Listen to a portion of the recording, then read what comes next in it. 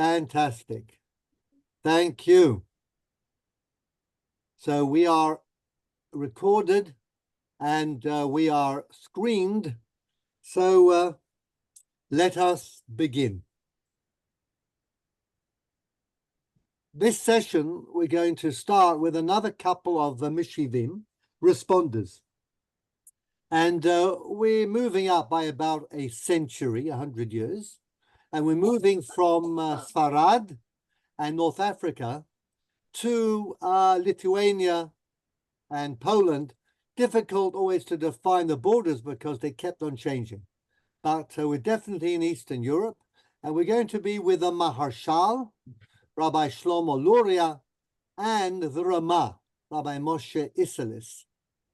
We've talked a little about them previously because when we were studying the Moreh Nevuchim, we read the opposition of Maharshal to study philosophy, his critique of Rabbi Isserles' yeshiva, where apparently the students would recite a prayer for Aristotle. You may remember the Tfilat Aristo that the Maharshal really disapproved of. But Ramah was much more open-minded. He was very keen on philosophy. He was also very keen on astronomy. And astronomy was regarded as being a very important science that was just developing in the 16th century. And Ramah himself translated what was at the time a very popular book explaining the basics of astronomy by a certain Georg von Feuerbach. And the Hebrew work that Ramah produced was called Mahalach HaKochavim, the progress of the stars.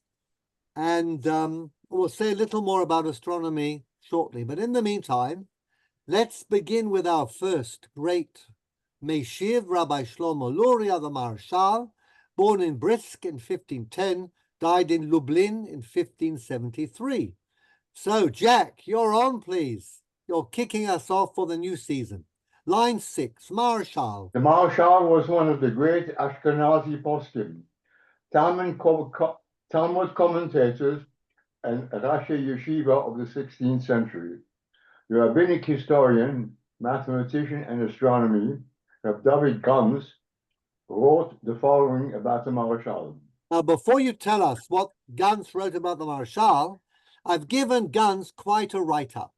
Historian, rabbinic, historian, mathematician, and astronomer. He's quite an exceptional man. Reb David Gans was born in 1541 in Germany, was primed for the rabbinate. He was going to be a rabbi. He studied in various local yeshivot. And then he was sent to the Ramah's yeshiva in Krakow to finish off. Ramah was, after all, the major posek of the age. And when he was on his way, he read a translation of Euclid's geometry or mathematics by Moshe ibn Tibbon. We remember the Ibn Tibbons as the great translators from Arabic into Hebrew. They also translated into Latin, but Moshe ibn Tibbon translated Euclid. And Gans fell in love with the beauty of Euclidean mathematics and geometry. And when he arrived in Krakow, he was fortunate in that the Ramah encouraged the Talmidim to study mathematics, astronomy, especially in the light of the Ramah's own interest in astronomy. And Gans fell in love with the subject. In 1559, he left Poland. He went to Prague and became part of the circle of the Maharal. But he also joined Tycho Brahe. Now, does the name Tycho Brahe mean anything to anyone? And would anyone like to expand on Tycho Brahe? He has a crater. Thank you. I hear from my left, crater on the moon named after Tycho Brahe. There is indeed. But anybody know a little more about Tycho Brahe? The Danish astronomer. The Danish astronomer, correct. You know any more about him? He had an island. He did his own. He made like special observations, and he managed to get money to build, I think, also a lens. There was You're doing extremely well. He was indeed a Danish aristocrat, okay? And King Frederick was very kind to him. And he did indeed give him an entire island. And he basically built the first modern type of Telescope. not only telescope, an observatory. Okay. He eventually moved the observatory underground because the overground wasn't stable enough, but he insisted on looking at the stars and on building tools that would eventually make them much more accessible to human eyesight. And of course, he weighed in the great debate of the times, which was geocentric versus heliocentric. Okay, so geocentric is when you put the Earth at the center, and everything else revolves around the Earth. Heliocentric is when you put the sun at the center, and everything revolves around the sun. Clearly, the evidence of your senses would tell you that everything revolves around the Earth, because that's what we see. We're on the Earth, and we see things moving. The sun moves from the east to the west every day, and then disappears. So it makes sense to say there's no, therefore, no surprise that for thousands of years we were geocentric. But this is the period of great discoveries. Now, since I'm not here as an astronomer or as anybody who knows anything about astronomy, except for the very basics, so I'm not going to spend much time on this, except to say that Tycho Brahe, who actually fell out of favor eventually with the Danish royal family and had to leave rather in a hurry, and went to Prague, as I said, where he set up his observatory and became the royal astronomer. Tycho Brahe had a Tychonistic view. In other words, it was Tychonism. What he said was that the sun and the moon went around the Earth, but the other 5 planets, and in the 16th century they only knew about 5, the 5 planets went around the sun and the moon. So it was a compromise between the geocentric and the heliocentric, but he's famous for having brought modern astronomy into the world. That is, careful observation, fine tools, and looking. He wrote a Rudolph Fine category of over 1,000 stars, and he did tremendous work the last year of his life. He died, I think, when in his mid-50s. Kepler was his laboratory assistant, as it were. Kepler, of course, went from a mixed system, Tychonism, to the heliocentric system, building on the work of Copernicus in the 15th century. So this is a circle to which Reb David Gans enters. At the same time, he's a Talmud of the Maharal, and he's absorbed in learning and in rabbinics, but he takes time off, and he actually spent time with Tycho Brahe. He spent weeks and sometimes months in his observatory in Prague, and there is a story that Tycho Brahe conversation said the rabbis got it right and the Gentiles got it wrong. There's a famous sugya in Masechet Psachim in terms of whether the Galgal Kavua umazalot chozrin, whether Galgal chozer umazalot kavuim. So without going to too much Aristotelian conception of the way the world works, it's Psachim Tzadi Daled. The rabbi said that the spheres are fixed and the planets move.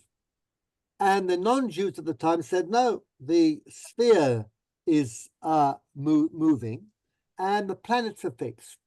And the Gemara says that the Chachamim gave in to the Chachmei Umot HaOlam. They said, their science is better. They had somewhat of a Jewish inferiority complex when it came to science and astronomy. And Tycho Brahe said, you Jews should have held your ground. There's also a legend that Reb David Gans brought the Maharal to meet Tycho Brahe.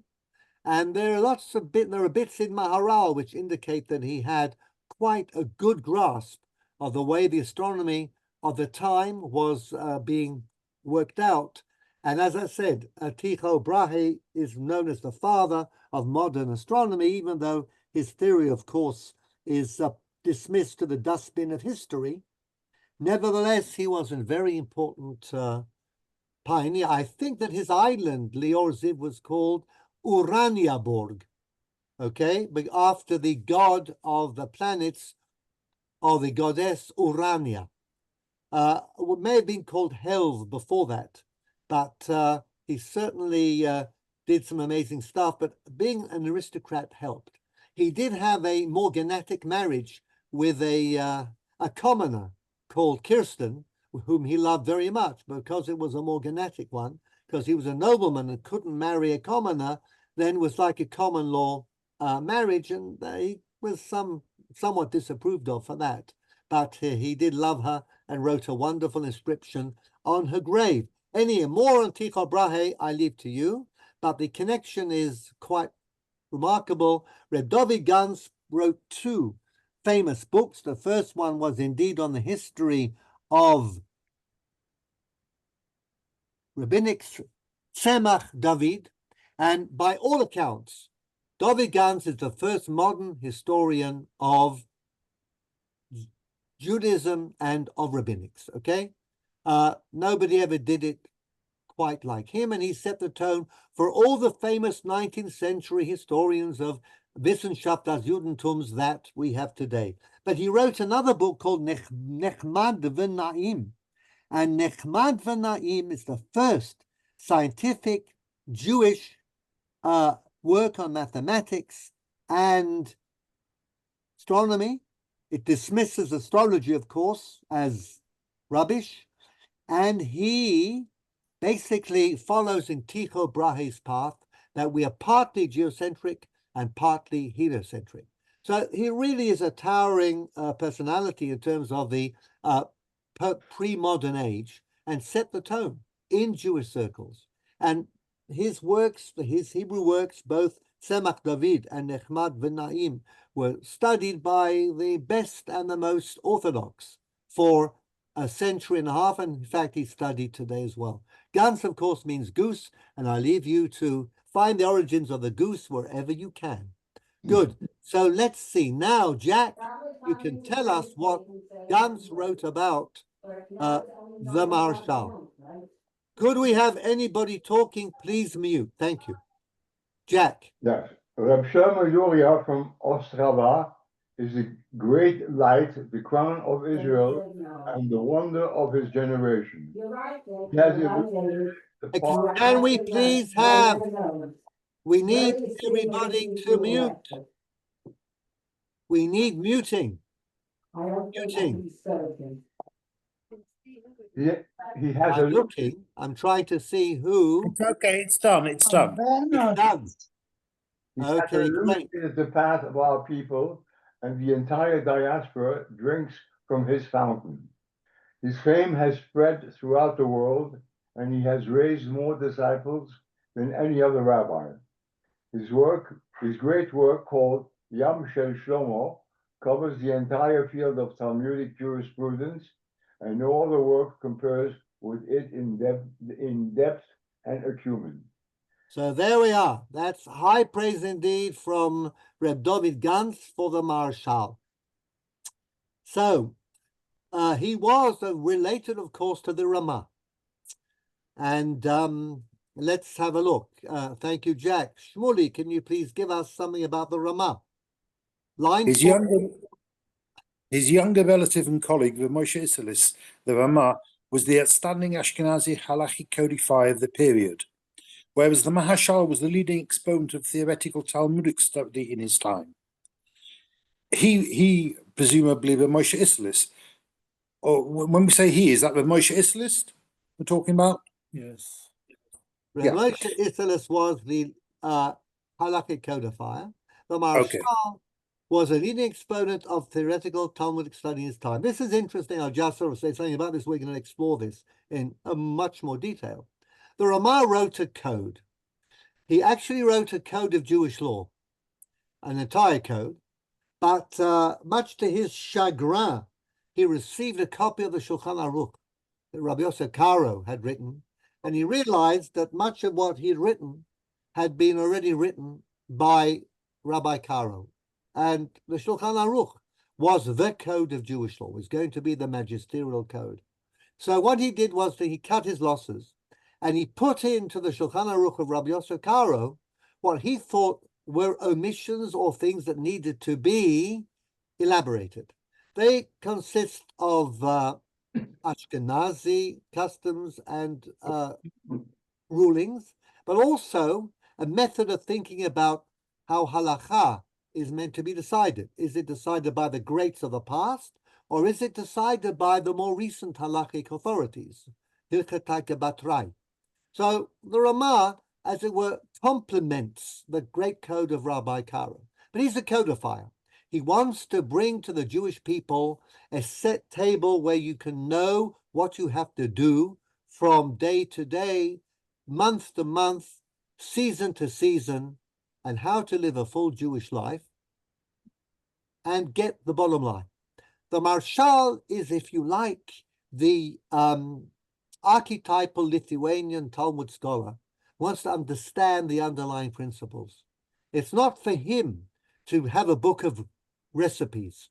For him, the vital thing is to go back to the Gemara, to understand Gemara, Rashi, Tosafot, Rishonim, so that you always have the principles at your fingertips, and therefore you can yourself decide what to do in each and every particular case. He was very perturbed by the fact that rabbis would use these codes of law, the combination of Shulchan Aruch and the notes of the Ramah, and decide on that basis when they were really using recipes rather than understanding how to cook the dish, okay? Of course, it's much more challenging, and therefore he is the father, if you like, of the Lithuanian approach, the Litvish way of learning, okay, that sees not the bottom line, but sees the many strands of theory. That's why I translated Talmudic jurisprudence as being the strength of the Marshal. So clearly, he wasn't that concerned with the everyday Chaim Yankel or Soromushka, and he wanted to appeal to scholars, or to make everybody into a scholar. So whereas the Ramah wrote a commentary on the Shulchan Aruch and Torah HaChatat on the Tur, Rabbi Luria wrote Yam Shel Shlomo. His idea was to write a commentary on every single Masechet in Shas and give you all the views and then get to the underlying principles so that you were able to go back to the Gemara and from the Gemara go through whatever you needed to go through to decide what to do. And that's a massive undertaking. Of course, he didn't quite finish it, but he did extremely well. But most of us would be at sea. I mean, we want to know whether we can use our dishwasher for milking and fleshing, and then we have to look at the Marshal on Chulin and on Avodah Zarah and find the right sugyot, and then follow all the various principles, and then come to a decision on the basis of the learning. Well, you know, our lives are probably up before we can even get to use the dishwasher. So this is a very fundamental difference. If you look at the Mishnah Brura and the Aruch HaShulchan, Mishnah Brura by the Chafetz Chaim and the Aruch HaShulchan by another Lithuanian authority, Rabbi Chil Mifla Levi Epstein of Navardok, you see the same thing. The Aruch HaShulchan wants to direct you to principles and give you a choice and make you make up your mind. Mishnah Brura wants to give you the bottom line. Okay, so therefore, the next sentence, he was of a highly critical disposition, is kind of understood. Shmuley, line 16, please. He was of a highly critical disposition, and this may account for his frequent moves. And you can understand that however you wish, but, you know, there are combative rabbis and there are ones who are prepared to put up with a lot. The Marshal belonged to the first group. He set up great yeshivot in several of the places in which he served as rabbi, and is referred to as both of Shlomo of Ostrava and of Shlomo of Lithuania. Okay, so now there's a David Mishlov on my screen. I don't know whether... Yes, I'm here. Would you care to read? One moment. From line 19. if it's okay. Okay, it's fine. One But you have to unmute. No, but he's muted. muted now.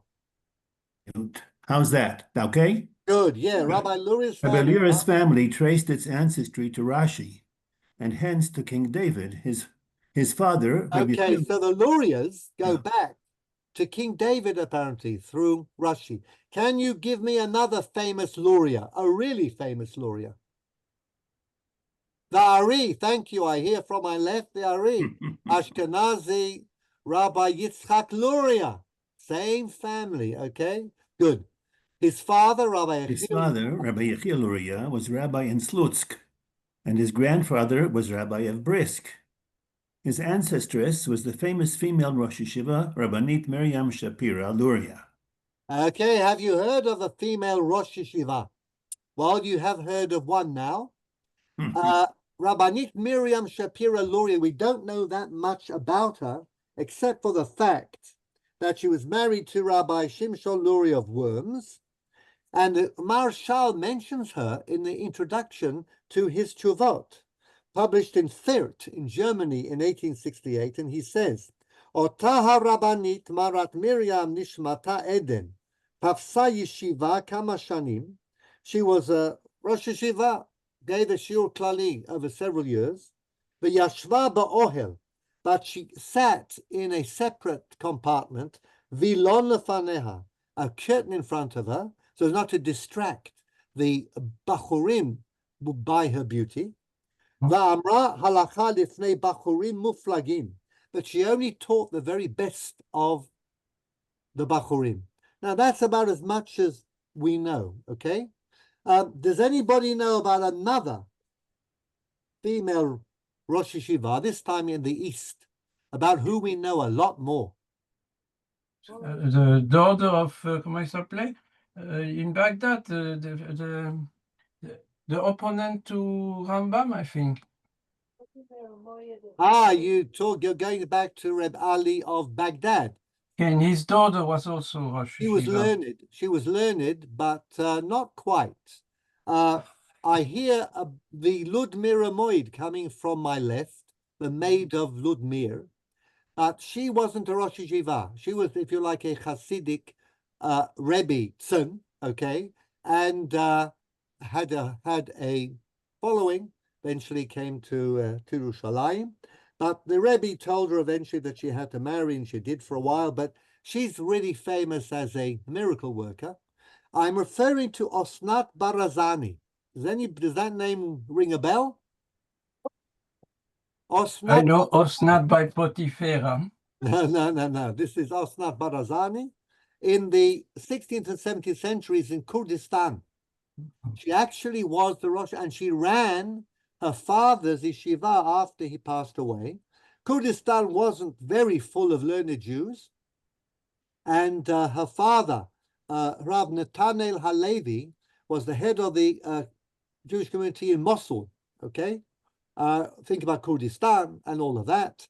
And he basically was the halakhic authority, but there were very few educated Jews.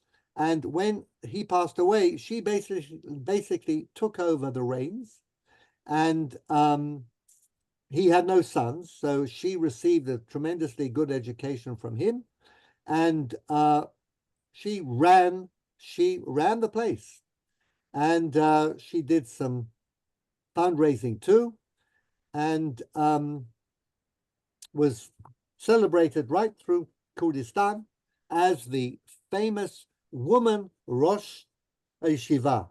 We have letters she wrote, poems he wrote, and one curious tale which I will regale you with, which is famous in the Kurdish community, is the following tale, okay? It was on a certain day, and Osnat went up onto the roof, as one often did in hot countries, to cool down. And then a non-Jew saw her and desired her. And it was in the middle of the night. that the non-Jew crawled along the roofs, and then he wanted to attack the Rabbanit. Immediately, she cried out some holy names, and the non-Jew was suspended over the roof. He couldn't move, so he was caught, couldn't move. In the morning, everything came out. Here you had this non-Jew lying suspended over the roof of the Barazani home. A lot of people congregated, and they couldn't move this non-Jewish guy, and he was just suspended in the air over the roof. The Wali heard about this, the Pecha, the city, and he came and he asked Osnat to release this non-Jew, but she said, certainly not.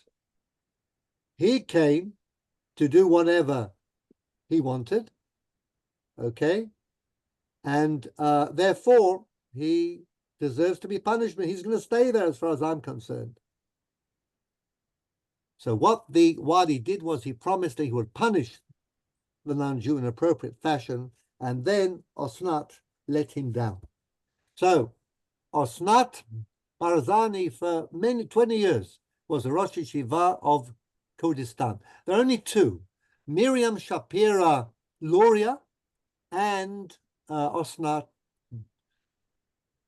Barazani. Okay, can we have a few more lines, please? Yes. Great. Rabbi Luria, born in Brisk. Born in Brisk, Rabbi Luria lost his father at an early age, and he lived with his maternal grandfather, the Rabbi of Poznan. Which famous halakhic authority lived in Poznan?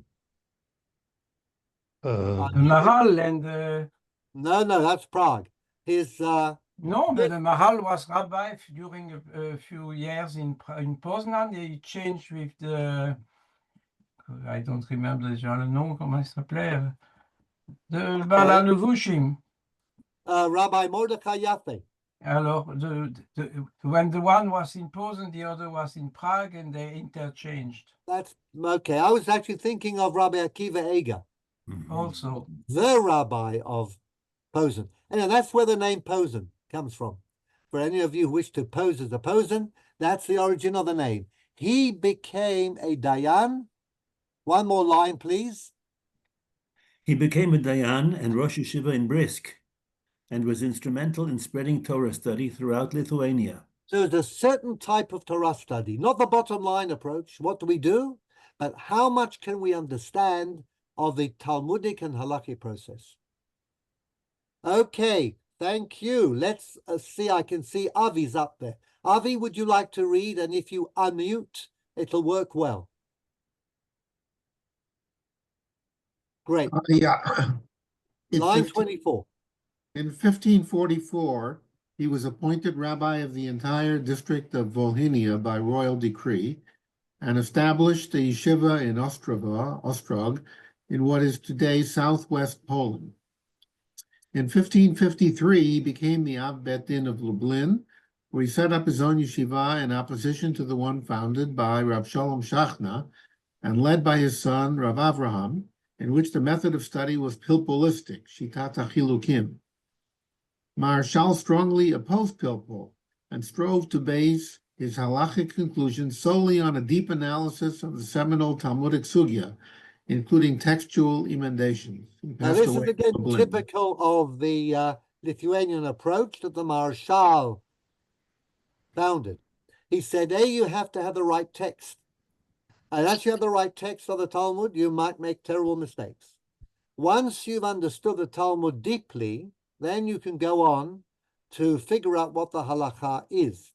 But the worst thing you can do is to play around with the Talmud and set up all sorts of artificial categories and have a lot of fun, but not really be true to the texts. So there are two bits of Polish halakha or jurisprudence that Maharshal did not like. One was the shortcut approach. Let's have codes of law. The worst offender, of course, being the Kitzur Shulchan Aruch. And at the same time, let's go in for a lot of pilpul, sharpen our minds, make analogies between subjects which have no real connection. So the Maharshal says, A, there are no shortcuts. B, get the right text.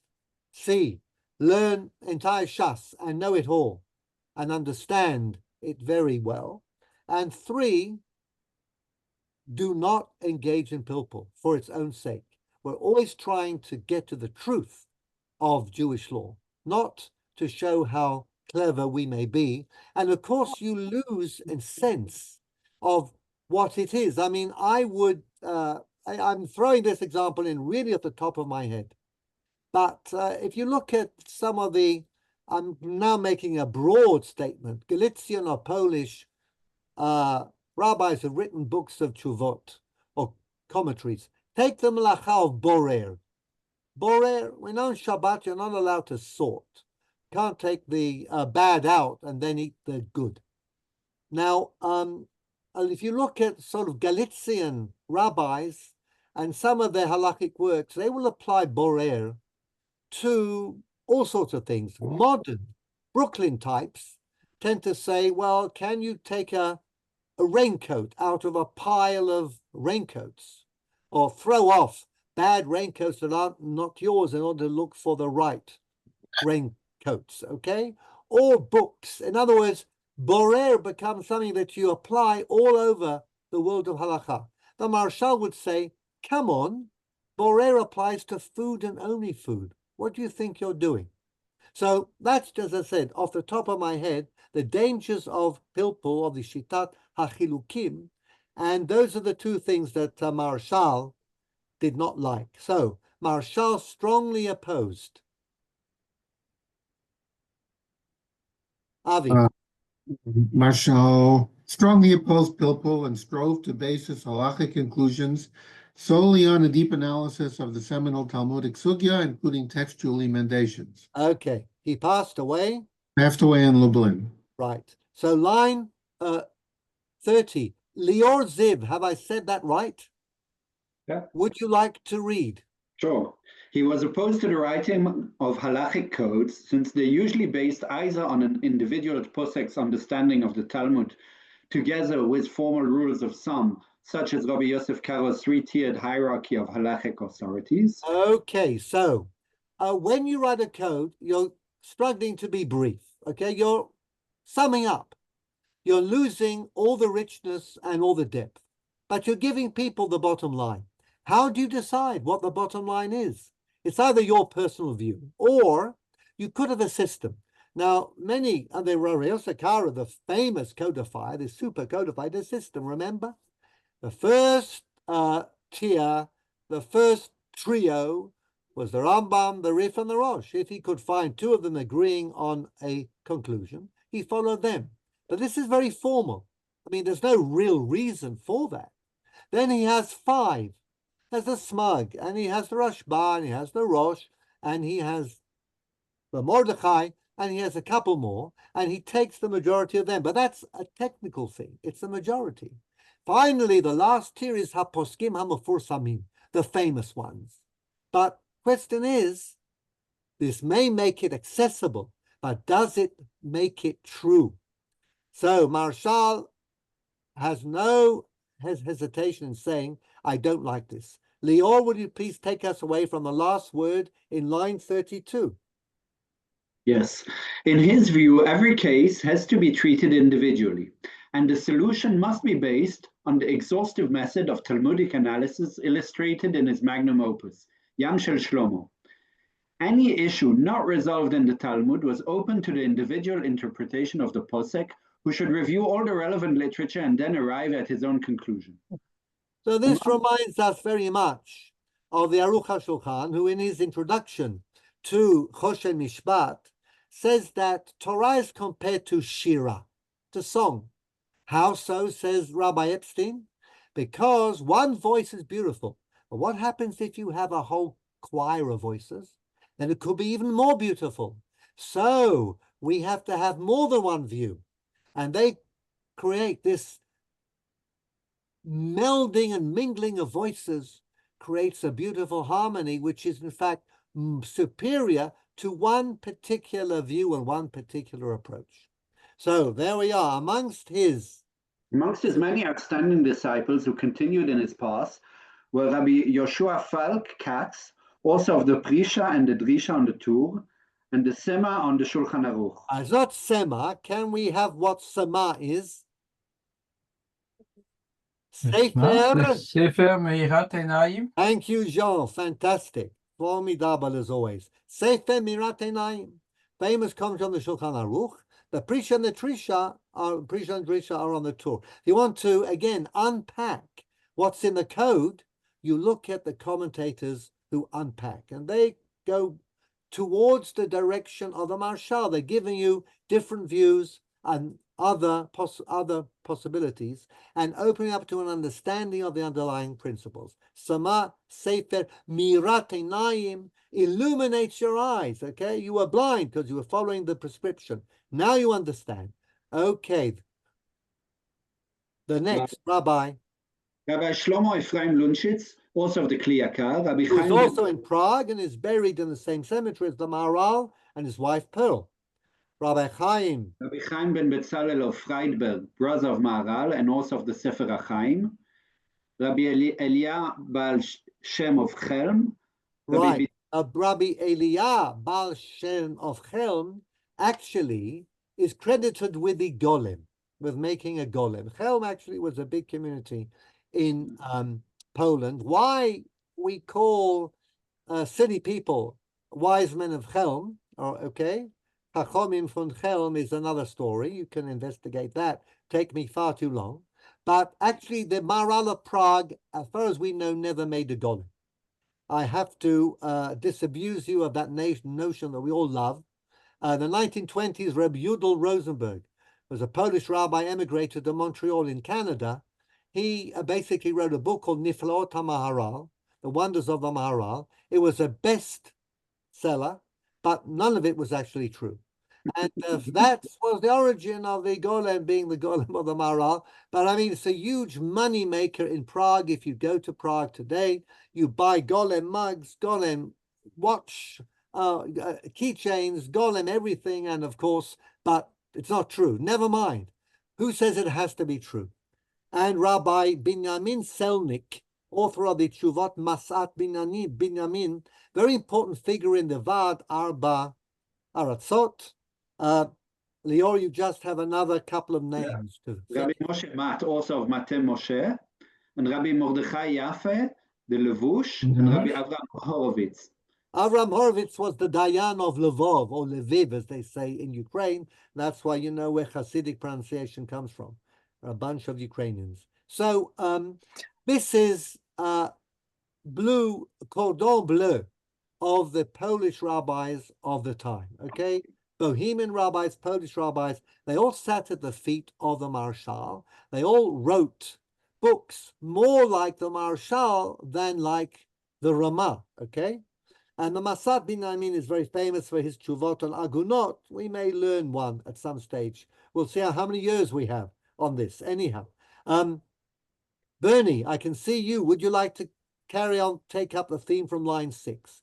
He carried on. He carried on and am I clear? Am I on? Oh yeah, you're on, loud and clear. He carried on an extensive correspondence with his relative Rav Moshe Isserles, and although they disagreed fundamentally over the study of philosophy and the issue of halachic codification, their relationship was characterized by mutual respect. The Marshal had an eye for genius, and the Ramah fitted into the category. So although they disagreed, it was always quite respectful, although the language was sometimes quite sharp. So let's see. Maharal's most significant works. Maharal's most significant works. First published in 1581, his Chachma Shlomo contains his emendations to the text of the Talmud and the commentaries of Rashi, Tosfot, and other Rishonim. An abridged version appears in all editions of the Talmud at the end of each tractate.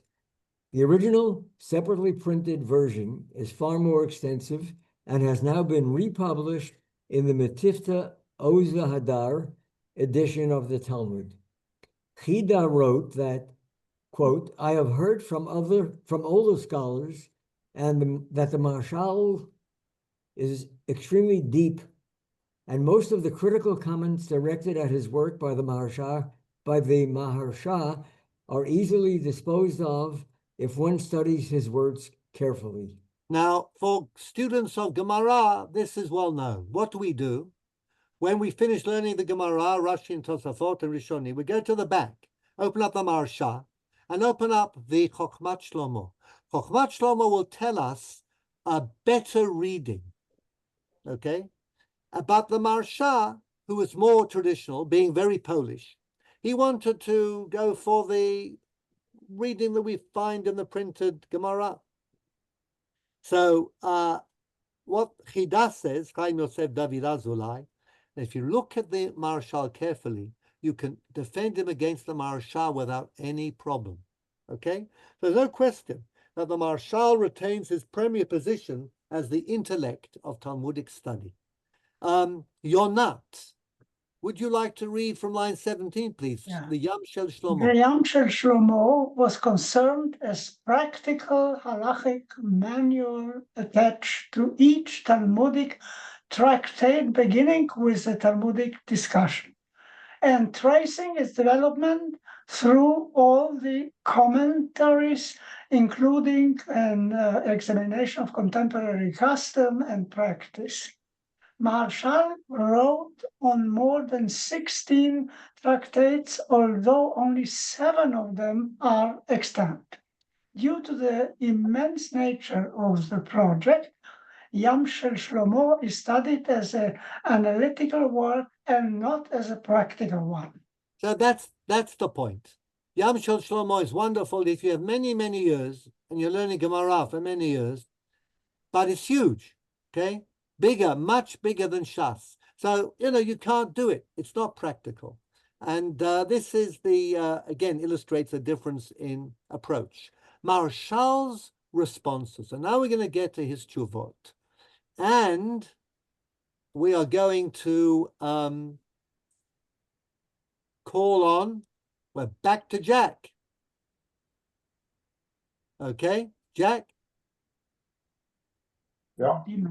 Great. Line 22, Maharshal's. The Maharshal's Responsa employed the same methodology as his magnum opus. That means his great work, the Yam Shel Shlomo. A lot of discussion, analysis. Let's get to the principles. And are written in a clear and logical style. A general theme is his adherence to Talmudic law and independent approach to the rulings of post-Talmudic authorities. And this is also a very, very, very Lithuanian. I take the Gemara seriously, but after that, I can argue with whoever. In particular, he did not feel bound by halachic quotes such as the Shulchan Aruch. He was inclined to ignore minhagim, which conflicts with Talmudic law as he understood it. So now we're going to get to the question. Head covering for men, Responsa Maharshal number 72. Okay, Shmuley, where did you go? The questioner suffered from severe headaches, which were exacerbated by wearing any form of headgear. He wanted to know if you could make brachas and eat without anything on his head. Maharshal begins by citing Midrash Vayikra Rabbah, according to which it would appear that having a covered head when declaiming God's word is a concession, and ideally all head coverings should be removed when doing so.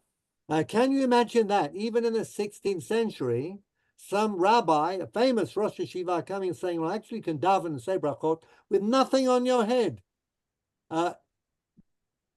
You're but not. He's saying that you should do. What? He's not saying that you can, he says you should. You should. He's saying, No, you could. we're going to read this carefully. Haiti note lahakel. Okay. You're not, yeah. הייתי נוטה להקל What does the phrase Haiti note lahakel mean? I'm lenient. No, I'm inclined. Ani note. I would be lenient. To be lenient. Ulavarech. בגילוי הראש. And to make a bracha with nothing on the head. Va'afilu. ואפילו לקרוא קריאת שמע. Shari. Shari. Now, what does the word shari mean? It is It's allowed. authorized. Acceptable. It is allowed. You could even read the Shema with nothing on your head. Shaharei. שהרי איתה במדרש רבה ויקרא פרשה כ"ז, אומר רבי ברכיה מלך בשר ודם, משגר Protagama. פרוטגמה שלו למדינה. Okay, how is your Greek? מה הם עושים? Well, how is your Greek? פרוטגמה. Prostagma. Prostagma is an order or a command.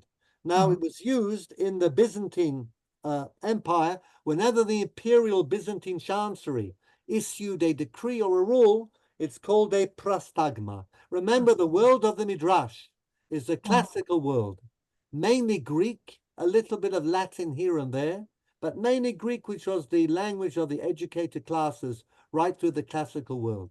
So, Melech Basar Adam, a king of flesh and blood, he sends a command or an order to the country. You're not, line 34. מה הם עושים? כל בני המדינה עומדים על רגליהם ופורים את ראשיהם וקוראים אותה באימה, ביראת ברטט ובזיעה. ברטט ובזיעה.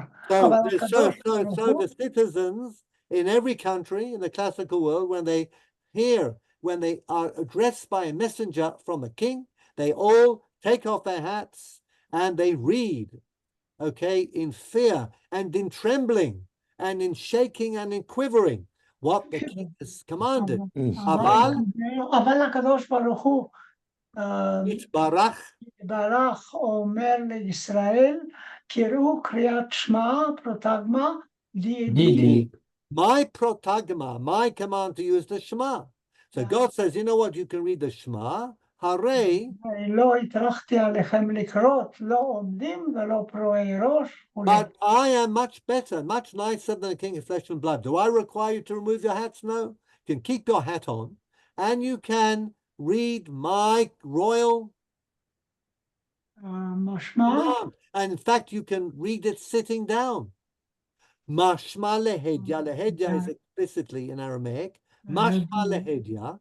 דליך איסור בפריעת ראש, אלא שלא החמיר עליהם, ומה In other words, God is saying, actually, you should all have an uncovered head. But I'm going to allow you to keep your hats on, which means that ideally, we should all be reading Shema and saying brachot with nothing on our heads. And standing. Uma ese, שכבר הורו רבינו ירוחם Umarenu harav Isalain Yisrael. Now, let's have that rendered to us in English. Let me go up and see where I am. Shmuley, you read, right? Yes. Avi, you're next. Line 3. Marshal. Marshal is therefore. No, Avi. Marshal is therefore prepared in principle to permit saying brachot and even reciting the Shema with an uncovered head. However, earlier authorities such as Rabbeinu Yerucham and Rabbi Yisrael Israeline had ruled on the basis of various Talmudic sugyot that it is forbidden to mention God's name when one's head is uncovered. Amongst the sources they refer to is a passage in Masechet Sofrim in which it is implied that God's name may not be uttered by someone with an uncovered head. Although he finds the Midrash more compelling, the Marshal is prepared to take their view into account. Okay, so Rabbeinu Yerucham and the Tumat Adeshen, Rabbi Yisrael Israeline, they actually go back to Masechet Sofrim, which is not quite in the Talmud.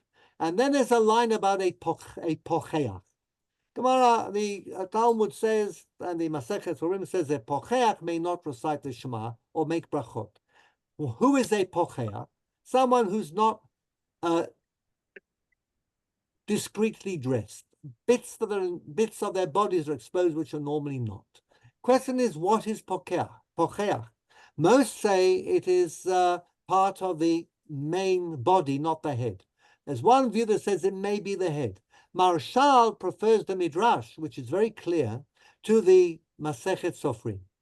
But he's prepared to accept that perhaps one should take that into account. Then he becomes a little more adventurous. Marcel, would you please read from line 10? As far as an uncovered head in general is concerned, Marshal expressed surprise at the ubiquitous practice of male head covering, since only married women are subject to a clear Talmudic prohibition, dat Yehudit. On going with an uncovered head in Ketubot 7-2a, and there is no such prohibition with regard to men. So if you're going to be a Talmudic purist and a halachist, you say, look, the only prohibition on an uncovered head is for a married woman, not a single woman, married woman. That's dat Yehudit. Dat Yehudit is already not dat Moshe. Whoever's learned the passage in Ketubot will remember the two categories. These are the categories that are used in order to justify divorcing a wife because she's not behaving as a Jewish married woman ought to behave. But dat Yehudit is really from bottom up. The Jewish people decided these are things that should be done. Dat Moshe is what's written in the Torah, and there's a clear difference in the sugya between these two things. So Marshal goes straight for the Talmud, the Talmudic jugular. So where is there a prohibition on having an uncovered head in the Gemara? No such prohibition. There are passages in the Gemara. Would you give us another couple of lines, Marcel? The passage in Shabbat 118 regarding Rabbi Hanina, and the one in Kiddushin 31 in relation to Rav Huna Bar Yeshua clearly indicate that male head covering in general is a matter of special piety only. There's no prohibition, there's no obligation, but apparently keeping your head covered was regarded as a very respectful thing, but only on the part of very special people who wanted to be particularly pious. Lior, would you please take up line 15? Thank you, Marcel. He also makes the point. He also makes the point that in terms of Talmudic law, walking with a totally erect posture is an offense, whereas walking with an uncovered head is merely a pious practice, yet people commit the offense with impunity and endow the pious practice with the status of binding law. If you would read the Gemara, you'd see that Nitiyat Garon, walking with your nose up in the air, is asur, and walking with an uncovered head is only Maaseh Chasidut. And most people, he says, and we'll see him say this in a second, and he's very critical. Jean, are you there? Yes, I wanted to say, I think that there is a Gemara who said, the one who says, Ani mudar hana'a, from people who are, but there I'm not sure. It is mudar hana'a from people who are covered, and it is the women, or who are from those who are uncovered, and this is women. So this is a better proof than the midrashim or the allusions. Okay, well, I'm not going to go into that now. We'll discuss that. I'd like you to read what the Marshal says. This is a nice section. Aval beze temihani shenagu isu b'priyat rosh, af belo tfila, velo yadati me'ain ze lahem. Kilo matzinu isu b'friat harosh, ki im leisha כדאיתה בפרק המדיר. וממידת חסידות הוא שלא ללך דלות אמות בגילוי הראש, ודווקא הליכה דלות אמות כדאיתה בפרק כל כתבי. אמר רבי חנינא תיתי לי דלא סגינה דלת אמות בגילוי הראש, והוא ממידת חסידות, כמו שחשיב שם Inach תיתי לי. So what does the sugya say? In Masechet Shabbat, we read that the rabbis were saying, I should get Teti li, Magia li, I should get a reward for doing special things. One of them is for not walking 4 amot with an uncovered head. But I should get a special reward for doing special things. Do you know what the other things are mentioned in Shabbat? I'll tell you. One is Hakbada. To be careful to eat Sudah Shlishit, a full Sudah Shlishit on Shabbat. You want a special reward. Or if you're makpid on iyun tefillah, take a long time davening and think about every single word. Or wearing tefillin all day, even when you are walking. Now, none of these are halachic, are required by halakha. None of them are offenses against the halakha. They all mean I'm being specially pious. So keeping your head covered all the time, leaving aside the issue of shema, brachot, and davening, keeping your head covered all the time is only for super chasidim, okay? And then he says, the Masik Sham Amar Rabbi יהושע בן לוי, אסור להילוך דלת אמות בקומה זקופה, שנאמר מלא כל הארץ כבודו. Now, Rabbi Shua ben Levi says, look, this is the other sugya in Kiddushin. Don't walk with too upright with your nose in the air, because God is above you. And there's a pasuk, Melo kol haaretz kevodo, and we should not be doing that, but he says asur. And what does Rav Huna braid the Rabbi Yeshua? יהושע לא מסגי דלת אמות בגילוי הראש, אמר שכינה למעלה מראשי. Now, the bit about not going with an uncovered head is only Rav Huna saying, and I take the idea of Shekhinah being above me, and I apply that to having my head covered. But the word that no Isur is referred to there. Mashma. משמע דווקא בקומה זקופה הוא אסור, אבל בגילוי הראש אין בו איסור, אלא שרב הונא החמיר על עצמו מכוח מידת חסידות. Now, if you want to be a chassid and do something over and above, okay. And now he gets to be critical. ועכשיו. עכשיו הוא להפך בקומה זקופה, אינם נזהרים, ואדרבה הגאים והעשירים הולכים נטוי גרון, ובגילוי הראש נזהרים לא מחמת חסידות, אלא סוברים דת יהודית הוא. So here he gets in a critical mode. He says, and you can see he's criticizing the rich and the powerful in the shtetl, okay, who walk around as if they own the place.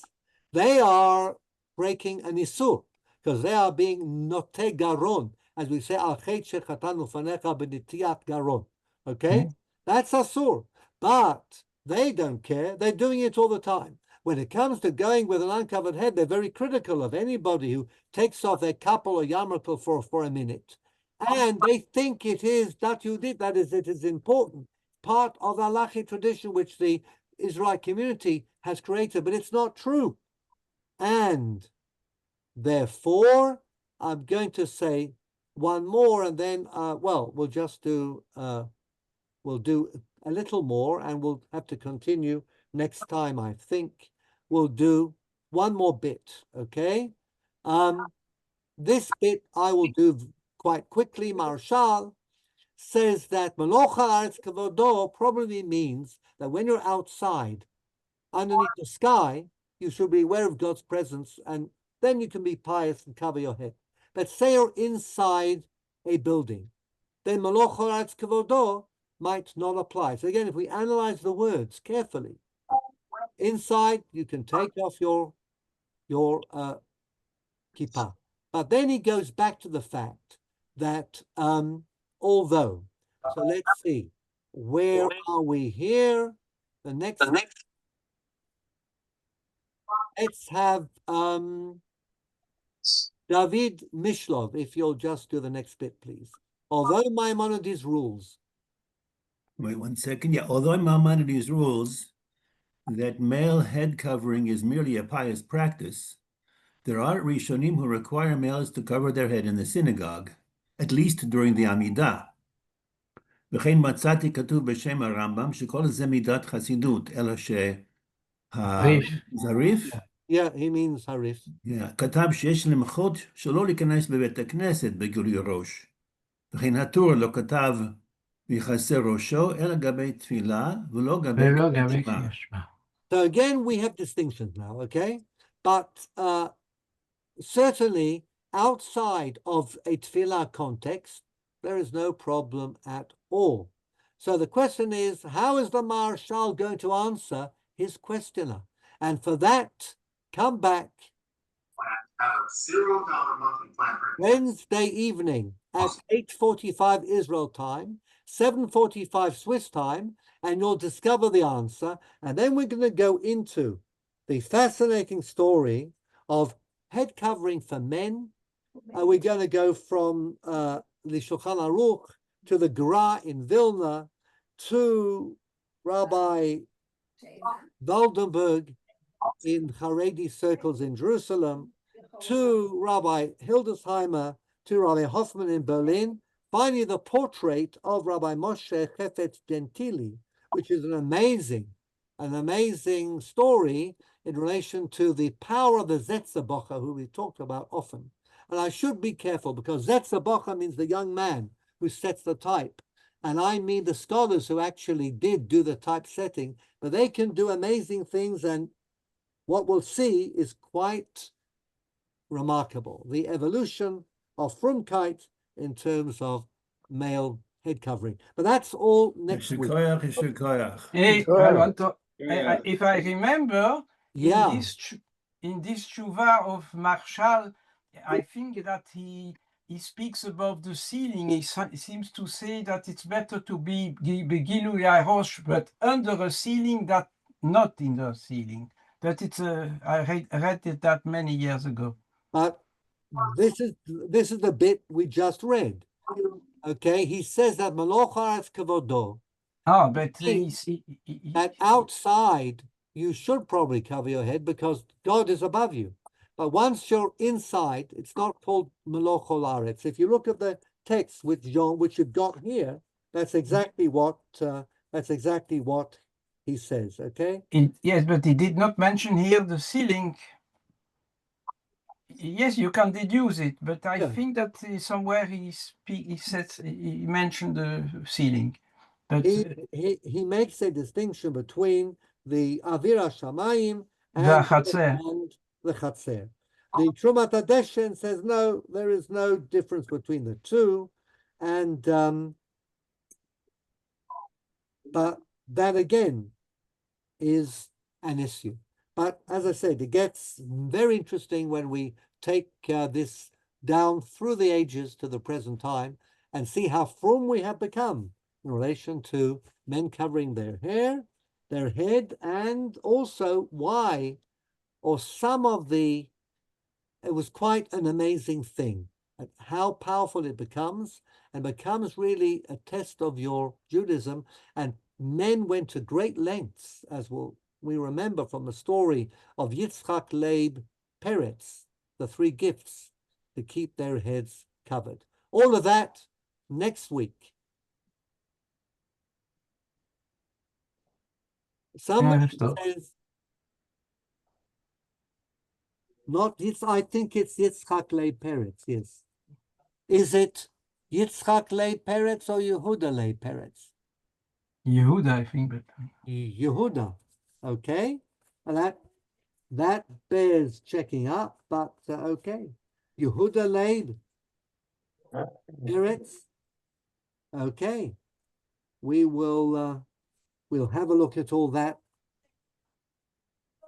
Yehuda Leib Peretz. Well, there we are. Who has Yitzchak? Deb, Yitzchak or Yehuda? Wikipedia has Yitzchak.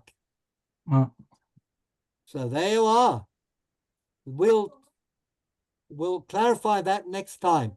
Good evening. I'm letting the people off the hook. Debbie and I will argue over this for the rest of the night. Fine.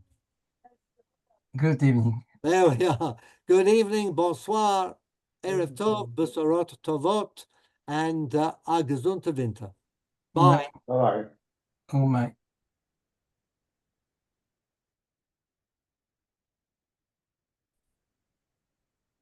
Are you still here? No, it's gone. I'm saying it's exactly parents. Is there a way to contact him? I had to leave for a minute because I got a shayla on the telephone that I had to answer. And I did want to add one suggestion about what we're learning. Is there a way to reach him? Does he have an email available?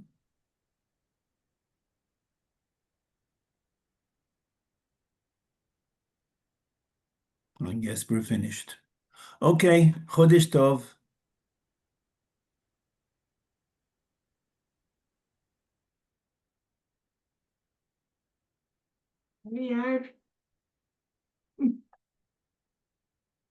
Hallo, hallo, Yair.